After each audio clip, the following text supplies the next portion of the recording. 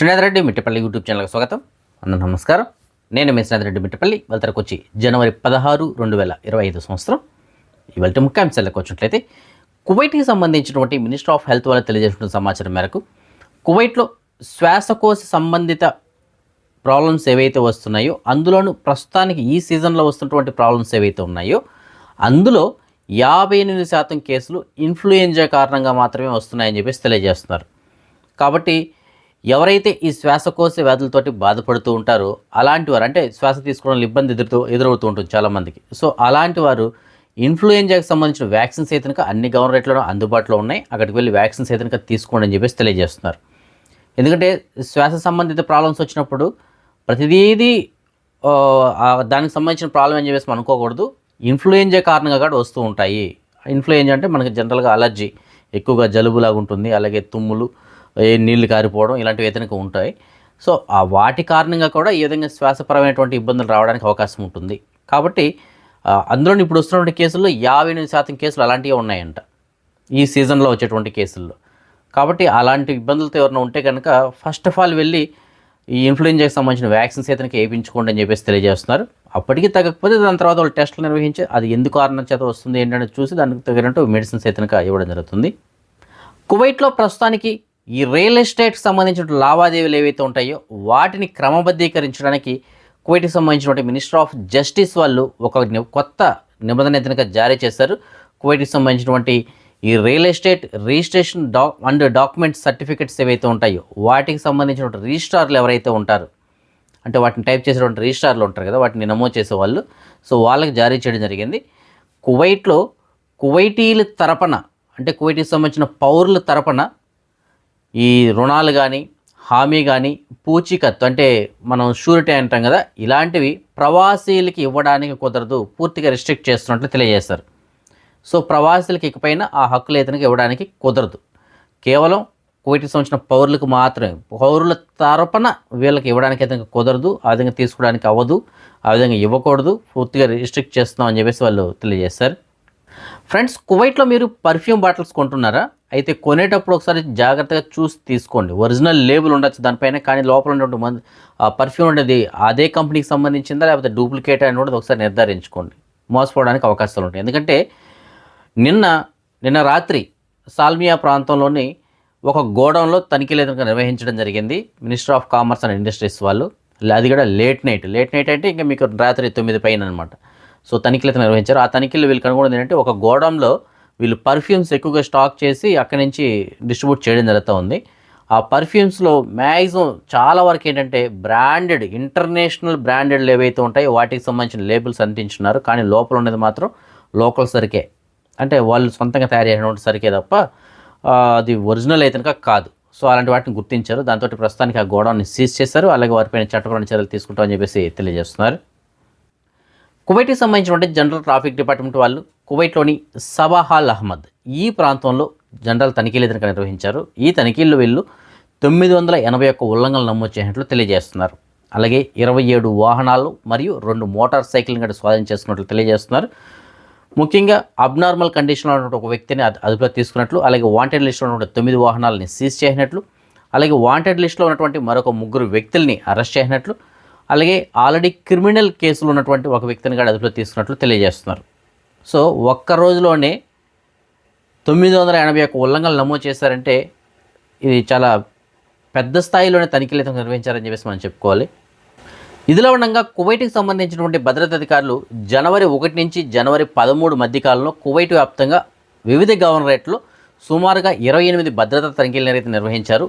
ఈ 28 భద్రతా తనిఖీల్లో సుమారుగా 508 మంది ఎవరైతే నివాస చట్టాన్ని మరియు కార్మిక చట్టాన్ని ఉల్లంఘించుంటారో అలాంటి వారిని అదుపులోకి తీసుకోవడం జరిగింది. అలాగే ఇదే కాలంలో 648 మందిని దేశ బహిష్కరణ కూడా చేసినట్లు తెలియజేస్తున్నారు. దీనికి సంబంధించిన ఒక వీడియో కూడా ఉంది, కావాలంటే దాన్ని కూడా మీరు గమనించవచ్చు.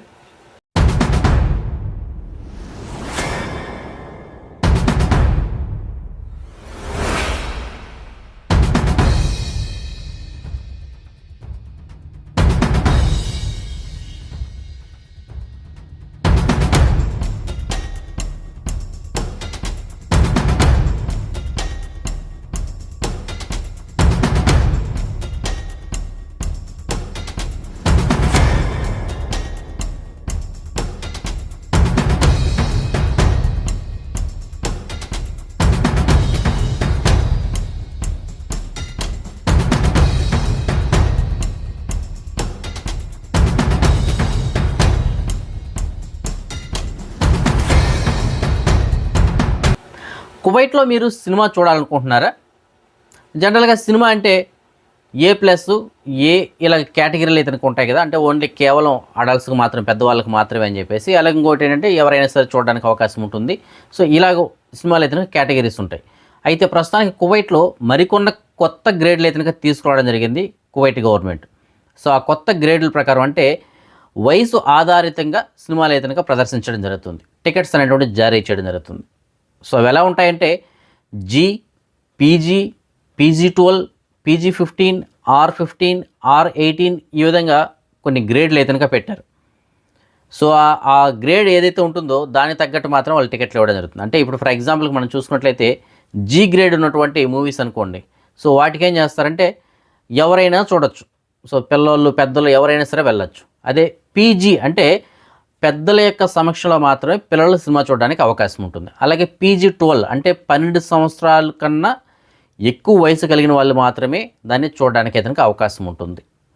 అలాగే P-15, అలాగే R-15 అనేసి అంటే 15 సంవత్సరాల కన్నా ఎక్కువ వయసు కలిగిన వాళ్ళకి మాత్రమే ఆ సినిమా చూడడానికి అవకాశం ఉంటుంది. అలాగే R-18 అంటే 18 సంవత్సరాల కన్నా ఎక్కువ వయసు కలిగిన వాళ్ళు మాత్రమే ఆ సినిమా చూడడానికి అవకాశం ఉంటుంది. దానికన్నా తక్కువ వయసు కలిగిన వాళ్ళకి అయితే అనుమతి ఉండదు అనమాట. సో ఈ విధంగా గ్రేడ్లు అయితే పెట్టడం జరిగింది. సో ఆ గ్రేడ్లు ఆధారితంగా మాత్రమే వాళ్ళకి టికెట్లు అయితే జారీ చేయడం జరుగుతుంది. ఒకవేళ మన ఇంట్లో ఫ్యామిలీ మెంబర్స్ ఉన్నాం అనుకోండి, అందులో ఏదైనా పిల్లలు కనుక వయసుల వారీగా ఉన్నారనుకోండి, బహుశా వాళ్ళు కొంతమందికి చూడడానికి అనుమతి ఇవ్వచ్చు, కొంతమందికి అనుమతి ఇవ్వకపోవచ్చు. సో ఎవరైనా సరే ఫ్యామిలీ మొత్తం అందరికీ కలిపి సినిమా చూడాలనుకుంటే మాత్రం జీ లేదంటే పీజీ ఈ 2 గ్రేడ్లు ఉన్నటువంటి మూవీస్కి వెళ్తే మాత్రం మీకు మ్యాక్సిమం సినిమా టికెట్లు తీసుకొని చూడడానికి అయితే అవకాశం ఉంటుంది. కువైట్కి సంబంధించినటువంటి సుప్రీం కమిటీ మరోసారి సుమారుగా 5,838 మందికి సంబంధించినటువంటి పౌరసత్వాన్ని ఉపసంహరించుకోవడానికి సంబంధించిన జాబితాను రెడీ చేసింది. ఈ జాబితాను ప్రస్తుతానికి క్యాబినెట్కి అయితే సమర్పించడం జరిగింది. క్యాబినెట్ దీనిపైన పరిశీలించిన తర్వాత ఫైనల్ అప్రూవల్ ఇస్తుంది. ఆ అప్రూవల్ కనుక వచ్చినట్లయితే ఈ 5,838 మంది వారి యొక్క పౌరసత్వాన్ని కోల్పోవాల్సి ఉంటుంది. సో వాళ్ళందరూ కూడా కువైట్కి సంబంధించిన పౌరసత్వాన్ని అక్రమంగా, అలాగే ఫోర్జరీ డాక్యుమెంట్స్ ఇవన్నీ ఉంటాయి కదా, సో ఈ విధంగా వివిధ మార్గాల ద్వారా కువైట్కి సంబంధించిన పౌరసత్వాన్ని పొందారనమాట. సో అవన్నీ కూడా ప్రస్తుతానికి వీళ్ళ యొక్క దర్యాప్తులో ఫేక్ అని చెప్పేసి తేలడంతో వాటి పౌరసత్వాన్ని ఉపసంహరించుకోవడానికి జాబితా రెడీ చేశారు. క్యాబినెట్కి అయితే పంపించేశారు. సో క్యాబినెట్ డెసిషన్ ఇంక తీసుకోవాల్సింది. వాళ్ళు ఓకే అంటే ఇవన్నీ కూడా క్యాన్సిల్ అయిపోతాయి. ఫ్లెక్సిబుల్ టైమింగ్స్ అంటే మనకి నచ్చిన సమయంలో డ్యూటీకి వెళ్ళడానికి, అంటే ఒక స్లాట్ అయినటువంటి ఎంచుకొని ఆ టైం ప్రకారం మనం డ్యూటీకి వెళ్ళి రావచ్చు. సో ఆ టైమింగ్స్ని లాస్ట్ ఇయర్ రంజాన్ మాసంలో అయితే ప్రవేశపెట్టడం జరిగింది ట్రయల్ బేస్ కింద. అది తర్వాత కంటిన్యూ చేస్తారు. సో ఈ సంవత్సరం రమదాన్ మాసంలో కూడా అది అలాగే కొనసాగుతుందని చెప్పేసి తెలియజేస్తున్నారు. మగవాళ్ళకి వచ్చి 4.5 గంటలు అయితే వర్కింగ్ అవర్స్ ఉంటుంది. ఆడవారికి వచ్చి 4 గంటలు మాత్రమే ఉంటుంది. అలాగే గ్రేస్ పీరియడ్ కూడా ఒక 15 నిమిషాలు అయితే వాళ్ళకి ఇవ్వడం జరుగుతుంది. సో ఈ రమదాన్ మాసంలో కూడా వాళ్ళకి నచ్చినటువంటి టైం స్లాట్ని ఎంచుకోవచ్చు అనమాట.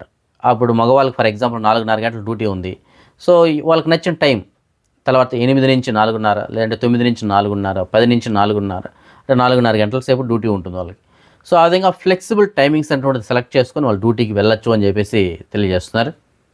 అదే మనం కువైట్కి సంబంధించిన వాతావరణం విషయానికి వచ్చినట్లయితే ఈ వారాంతంలో వాతావరణం మాత్రం కొద్దిగా చల్లగా ఉండనుంది. పగటి వేళల్లో గరిష్టంగా 21 డిగ్రీల వరకు ఉష్ణోగ్రత నమోదైన రాత్రి వేళలకు వచ్చేటప్పటికి 7-8 కన్నా తక్కువే ఉష్ణోగ్రతలు అయితే నమోదవుతాయని చెప్పేసి తెలియజేస్తున్నారు. మన భారతదేశానికి సంబంధించినటువంటి అంతరిక్ష పరిశోధన సంస్థ ఇస్రో వాళ్ళు మరొక ఘన విజయాన్ని సాధించారని చెప్పేసి మనం చెప్పుకోవాలి. అదేంటంటే స్పేస్ డాకింగ్. గత నెల 30వ తారీఖున 2 ఉపగ్రహాలను అయితే నింగిలోకి ప్రవేశపెట్టారు కదా. సో ఆ 2 ఉపగ్రహాలు ఒకదాన్నొకటి డాకింగ్ చేసుకోవాలంటే దగ్గరికి వచ్చి అతుక్కోవాలి ఒకదానికొకటి. సో ఆ ప్రక్రియ చాలా క్లిష్టమైనటువంటిది. ఎందుకంటే అది ఆకాశంలో, అక్కడ గ్రావిటీ అనేది ఉండదు. సో ఇక్కడలాగైతే మనం ఏదో ఒక విధంగా రిమోట్ కంట్రోల్ చేసేసి అతికించేయచ్చు. కానీ అక్కడ అలా కాదు, చాలా జాగ్రత్తగా వాటిని కంట్రోల్ చేయాల్సి ఉంటుంది. అది కనుక ఒకవేళ పొరపాటును మిస్ అయినా సరే అవి ఎక్కడికంటే అక్కడికి వెళ్ళిపోతాయి. సో అలాంటి చోట వాటిని డాకింగ్ చేయడం అంటే చాలా కష్టం. ఎందుకంటే ఈ డాకింగ్ టెక్నాలజీ ఇప్పటివరకు ప్రపంచంలో ఆల్రెడీ ఒక 3 దేశాలకి అయితే ఉంది: చైనా, అమెరికా, రష్యా. ఇప్పుడు ప్రస్తుతానికి దీన్ని ఎలాగైనా సరే విజయవంతం చేయాలని చెప్పేసి మన వాళ్ళు అయితే ప్రయత్నం చేశారు. ఒక 3 రోజుల క్రితం అది ఒక 3 మీటర్ల దూరం దగ్గరికి అయితే తీసుకొచ్చారు. దాని తర్వాత పోస్ట్పోన్ జరిగింది కొన్ని సాంకేతిక కారణాల చేత. అయితే ఇవాళ దాన్ని సక్సెస్ఫుల్గా డాకింగ్ చేశారు. సో దీంతో ప్రపంచవ్యాప్తంగా పెద్ద దేశాల జాబితాలో మన ఇండియా కూడా చేరింది. సో మొత్తం ఏదంటే ఒక 4 దేశాలు ప్రపంచవ్యాప్తంగా ఇప్పుడు ఈ డాకింగ్ వ్యవస్థను అయితే కలిగి ఉన్నాయి. అయితే మనం ఇంకా ఒక స్పేస్ సెంటర్ అనేది ఏర్పాటు చేసుకోవాల్సి ఉంది. సో ఇస్రో వాళ్ళు అయితే తెలియజేస్తున్నారు, త్వరలోనే మనం మన ఇండియా తరపున మనకంటూ ఒక కొత్త స్పేస్ సెంటర్ని అయితే తయారు చేసుకోబోతున్నాం. సో ఆ స్పేస్ సెంటర్ తయారు చేయాలంటే ఈ డాకింగ్ వ్యవస్థ అనేది బాగుండాలి. అలాగే మనం చంద్రుడిపైకి వెళ్ళాలన్నా సరే మనకి ఇంటర్నేషనల్ స్పేస్ సెంటర్ ఉండాలి, దాంతోపాటు ఈ డాకింగ్ వ్యవస్థ ఉండాలి.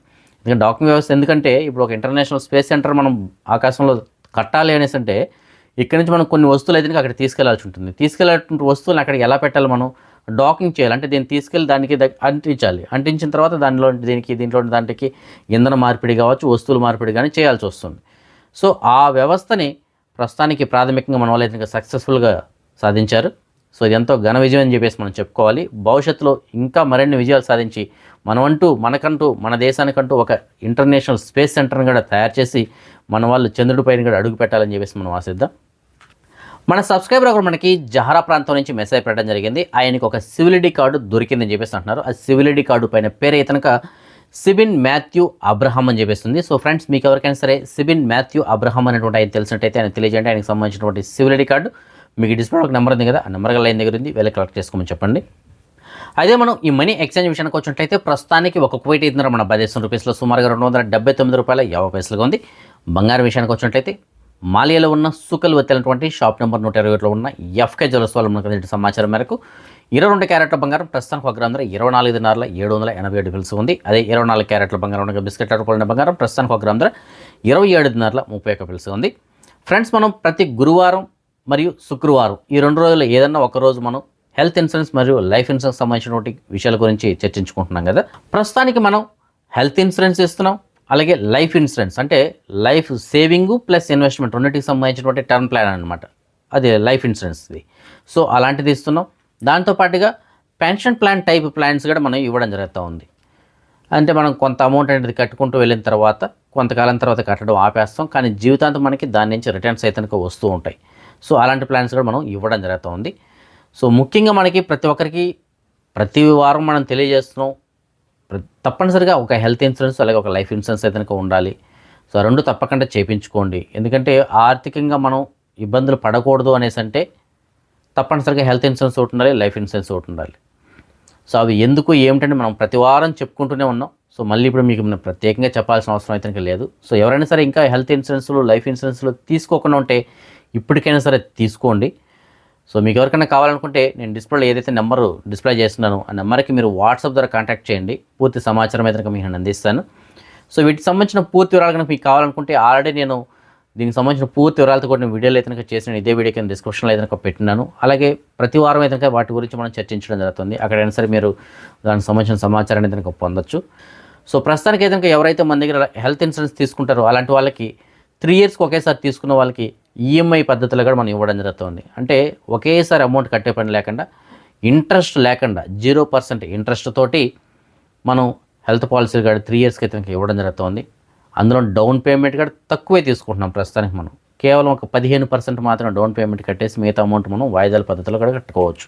కాబట్టి ఇలాంటి ఫెసిలిటీ కూడా ఇవ్వడం జరుగుతుంది. సో ఎవరికైనా సరే హెల్త్ ఇన్సూరెన్స్ మరియు లైఫ్ ఇన్సూరెన్స్ కావాలనుకుంటే మీకు డిస్ప్లే నెంబర్కి వాట్సాప్ ద్వారా కాంటాక్ట్ చేయగలరు. సో ఈ ఫ్రెండ్స్ ప్రస్తుతానికి అప్డేట్స్. రేపు రాత్రి 9 గంటలకు వచ్చిన వీడియోలో మరిన్ని అప్డేట్స్ తెలుసుకుందాం. అంతకోసాల జై హింద్. అండ్ నేను మీ Saddam Hussain. So please do subscribe Srinath Reddy Mittapalli YouTube channel.